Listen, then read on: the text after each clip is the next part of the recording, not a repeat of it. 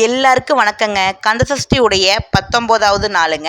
இன்னைக்கு சஷ்டிங்க. அதனால முருகருக்கு அபிஷேகம் பண்ணி, அப்புறம் நான் சாமி அப்படிங்கிறது கும்பிட்டேங்க. அபிஷேகம் பண்ணுறது அப்படிங்கிறது மிகச்சிறந்த பலனை கொடுக்கும். நம்ம பிரச்சனைகள் தீரணும் அப்படின்னா, நம்ம கோயிலுக்கு சாமிக்கு அபிஷேகத்துக்கு எல்லாமே வாங்கி கொடுக்கலாங்க. எல்லா அபிஷேகங்களுக்கும் வாங்கி கொடுக்கறதுக்கு பேர் சர்வ அபிஷேகம் அப்படின்னு சொல்லுவாங்க. அந்த சர்வ அபிஷேகத்துக்கு வாங்கி கொடுக்கறது அப்படிங்கிறது சகல பாவங்களுக்கு நிவர்த்தி தருங்க.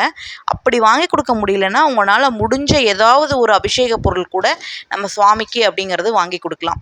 வீட்டில் நம்ம விக்கிரகம் வச்சுருக்கிறோம் அப்படின்னா அதற்கு அபிஷேகம் பண்ணுறது அப்படிங்கிறது ரொம்பவே சிறந்த பலனை கொடுக்கும். அதுலேயும் ஒவ்வொரு அபிஷேகத்துக்கும் ஒவ்வொரு பலன் இருக்குதுங்க.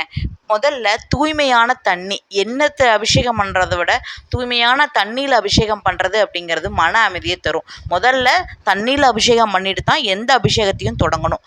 அப்புறம் பால் அபிஷேகம் பண்ணுறது அப்படிங்கிறது சகல சௌபாக்கியங்களை தரும்.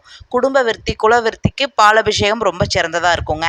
அப்புறம் பஞ்சாமிர்த அபிஷேகம் முருகருக்கு ரொம்ப பிடிச்ச அபிஷேகம். தீர்க்க ஆயுள், ஆரோக்கியத்தை பெருக்குங்க. இளநீர் அபிஷேகம் நிம்மதியை கொடுக்கும். சந்தன அபிஷேகம் செல்வம் பெற்றுத்தரும். பெயர், புகழ், அந்தஸ்து எல்லாமே பெற்றுத்தருங்க. மஞ்சள் அபிஷேகம் தீர்க்க சுமங்கலி வரத்தை நமக்கு கொடுக்குங்க. தயிர் அபிஷேகம் குழந்தை பாக்கியம் அப்படிங்கிறத தருங்க. விபூதி அபிஷேகம் சகல ஐஸ்வர்யங்களையும் தரும். எல்லா பிணிகளையும் போக்குறது விபூதி அபிஷேகம்ங்க. பன்னீர் அபிஷேகம் தொழில் விருத்தியை தருங்க. அடுத்தது திருமஞ்சன அபிஷேகம் தோல் நோய்களை தீர்க்குங்க.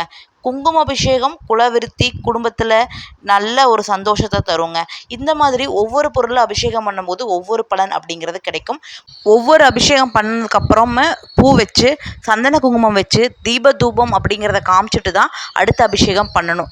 ஒரு அபிஷேகம் முடிஞ்சு அதுக்கப்புறம் சுத்தமான நீரில் கழுவிட்டு தான் அடுத்த அபிஷேகம் அப்படிங்கிறத நம்ம பண்ணணுங்க.